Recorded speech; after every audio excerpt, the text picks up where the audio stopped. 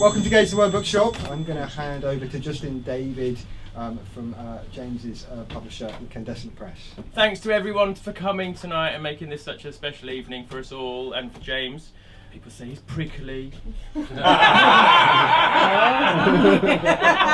stubborn, difficult to get along with, touch diva-ish.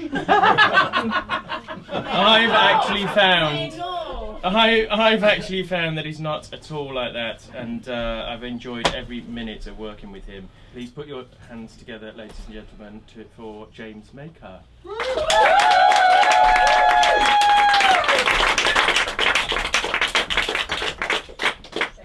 Thank you for that small tribute. What I'm going to do is this evening read from one of the new chapters. And this chapter is called Soirees of Terpsichore. Iris was a retired BBC wardrobe manager who threw soirees of Terpsichore in the garden of her villa. She was an unpublished novelist and an onstage dancer. Her husband, Raymond, wore his hair with an exaggerated wave at the front and favoured the polka dot neck scarf. He was stationed always at her elbow, her comfort and requirement his utmost concern, perpetually engaged in the pantomime of illogical fuss. A cushion, a cushion. Until they were properly introduced as husband and wife, one surmised that he was a homosexual companion of many years' standing. I wasn't alone in this assumption.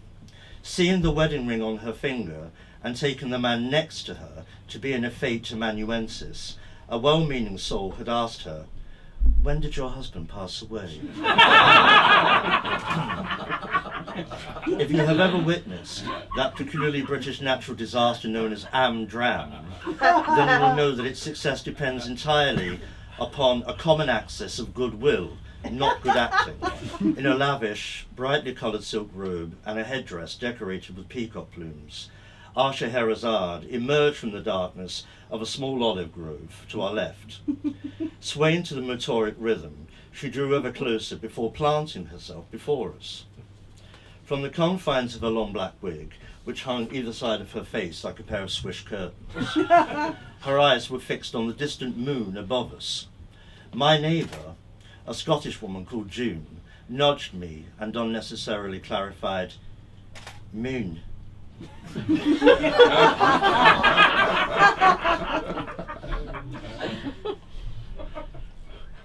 Now, interpretative dance is a mystery to me, but it's my impression that Iris was conveying the ascent of ancient Egypt, the fingertips pressed together with the palms separated, symbolizing the erection of pyramids, followed by its demise. She nimbly ran a circuit around us, as if in a flight of terror. Abruptly, she threw herself to the ground, where she thrashed about, moaning. We watched impassively, sipping Amontillado, as the moaning then gave way to howling and petitions.